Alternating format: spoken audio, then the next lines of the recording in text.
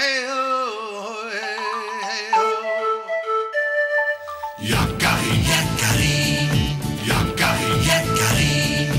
Il court vers son poney, petit tonnerre vif comme l'éclair. Yakari, Petit tonnerre, Yakari, petit tonnerre. galope pour aider leurs amis, les animaux de la prairie. Yakari, Yakari, Yakari.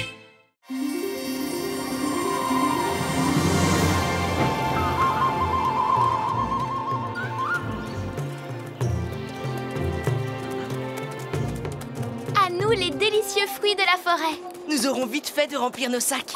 Tu es bien sûr de toi, Yakari.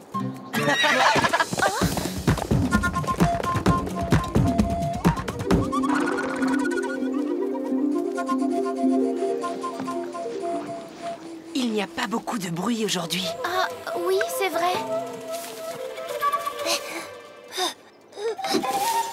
Il se passe quelque chose d'anormal. Allons voir. Et voilà, ils ont complètement oublié leur cueillette.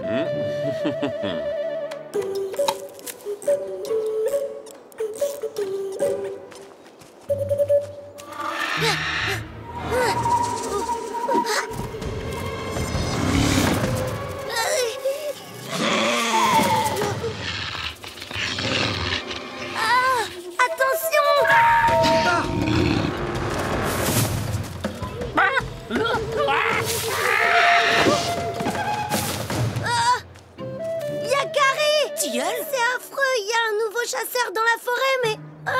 Il est tellement rapide que personne n'a encore eu le temps de le voir. Il nous a attaqués en même temps, Micmac et moi. Oui, si ça se trouve, il peut attraper 10 oiseaux à la fois. En tout cas, moi, je ne vais pas rester là à l'attendre. Bon ben, salut!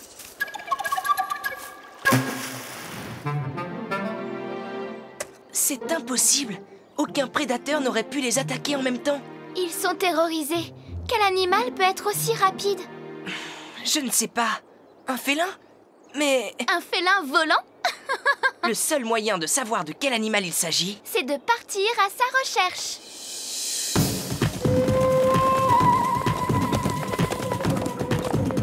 certaines empreintes ont des griffes. Et d'autres n'en ont pas. Étrange. Regarde, Yakari. Hé!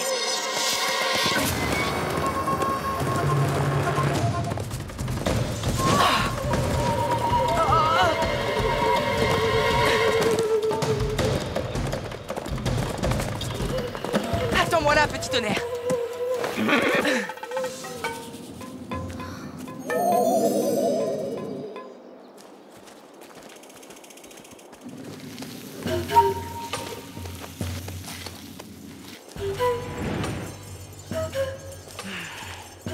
Je pense que c'est un félin arc-en-ciel. Non, Yakari, un félin ne broie pas les os comme ça. On va enfin le découvrir. Tu avais raison, arc-en-ciel. Ce n'est pas un félin. Hé! Nous ne te voulons aucun mal. Attends! Ah!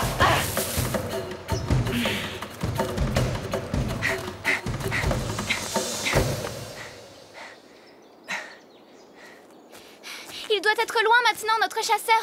Rapide comme il est.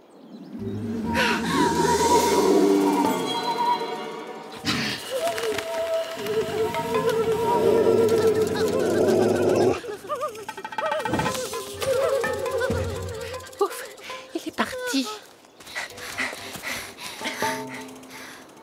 Et on ne sait toujours pas qui il est.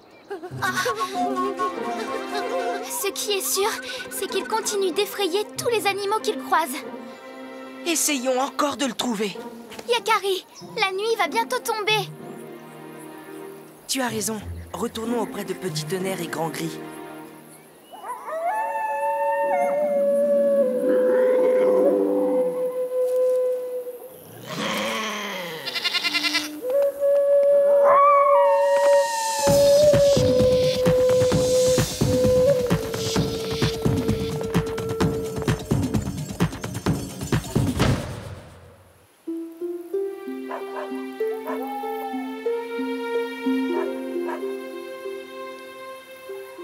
maintenant, Yakari et Arc-en-Ciel vont nous expliquer pourquoi ils rentrent de leur cueillette sans un seul fruit. Dans la forêt, on a remarqué que les animaux étaient tous terrifiés à cause d'un animal étrange. Et très rapide. Il a attaqué en même temps un castor, un corbeau et un porc-épi. Il semble bondir comme un félin. Croqué comme un renard. Et voler comme un oiseau. Les deux frères. Les deux frères? Quels deux frères? C'est une légende très ancienne. Il y a très longtemps, au tout début de la création du monde, le lynx et le coyote étaient jumeaux. Ils vivaient et chassaient ensemble. Pourtant, ils sont aussi différents que le vent et la brume. Quoi? Que dis-tu? Un lynx et un coyote ensemble? Un lynx et un coyote ne chassent jamais ensemble. Ils ne partagent pas leur territoire. En effet, car ils sont tous les deux très bons chasseurs. C'est pour cela que désormais, le grand esprit a décidé qu'ils devaient vivre séparément. Qui sait, les papous? Peut-être avez-vous eu affaire aux deux frères de la légende. Un lynx et un coyote? Ça expliquerait tout. Un lynx peut grimper aux arbres, un coyote est rapide quand il court et deux chasseurs peuvent attaquer deux animaux en même temps. Si c'est vraiment un lynx et un coyote, que font-ils ensemble? Pour le savoir, il faut qu'on les approche. Oui. Mais comment faire? J'ai pensé à quelque chose cette nuit. On va pouvoir se débarrasser des chasseurs et ramasser nos baies. C'est bien calme ici. Oui, on dirait qu'il n'y a plus aucun animal dans cette forêt. Comme c'est triste. Hé!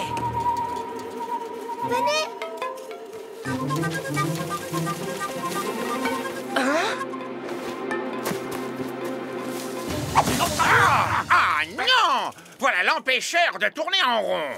Où allez-vous? On s'en va. On déménage, quoi. On n'est pas les seuls.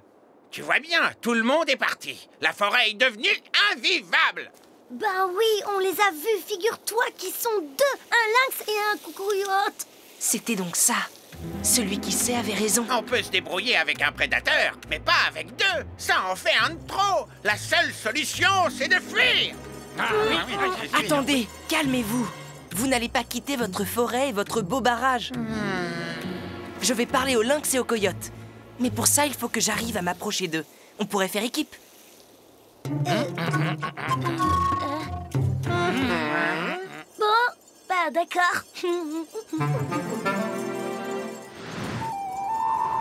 Tu sais, Yakari, je veux bien te rendre service, mais j'espère que tu sais ce que tu fais. Ne t'inquiète pas, tilleul. Tu ne risques rien. Il faut juste qu'ils te voient. Dès qu'ils apparaîtront, tu te sauves par là. C'est une impasse. Ils seront coincés dedans et je pourrai enfin leur parler. Mais et moi, qu'est-ce que je fais après ça? Je leur sers d'appât? Mais non! Écoute, voilà mon plan. Oh.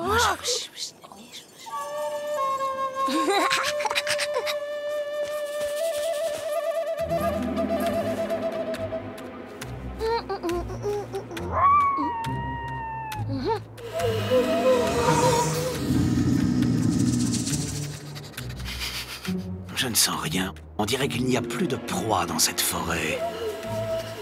Attends, je sens quelque chose. Oui. Un castor. Allons-y. Ça va durer longtemps. Eh oh, j'en ai assez. Tilleul! Au secours! Yakari, au secours!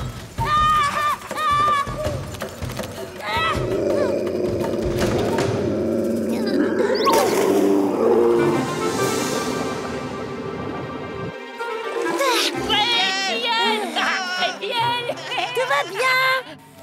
Je suis incapable de passer là-dessous. Qu'est-ce qu'on fait maintenant? C'était notre seule proie. J'ai faim, j'ai faim. Lynx, coyote, n'ayez pas peur. Je veux juste vous parler. C'est la première fois que je rencontre un lynx et un coyote qui chassent ensemble. C'est parce qu'on a grandi ensemble, ça.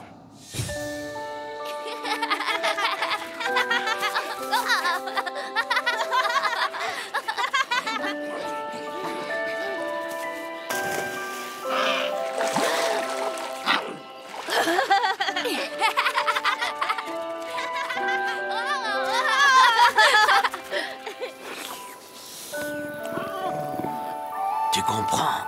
On est comme des frères. On veut vivre et chasser ensemble sur le même territoire. Hélas, il n'y a plus de proie par ici. Tous les animaux sont partis. Sais-tu pourquoi? Parce que vous êtes de trop bons chasseurs, la nature veut que deux espèces comme les vôtres ne puissent vivre sur le même territoire. Et si on partait plus au sud, ce serait pareil? Oui, ce sera pareil partout. Alors il faudrait que chacun aille chasser sur son propre territoire? J'irai vers le canyon. Et moi, dans la forêt. Nos chemins se séparent ici. Eh bien, bonne route, mon frère. À toi aussi. On se reverra bientôt.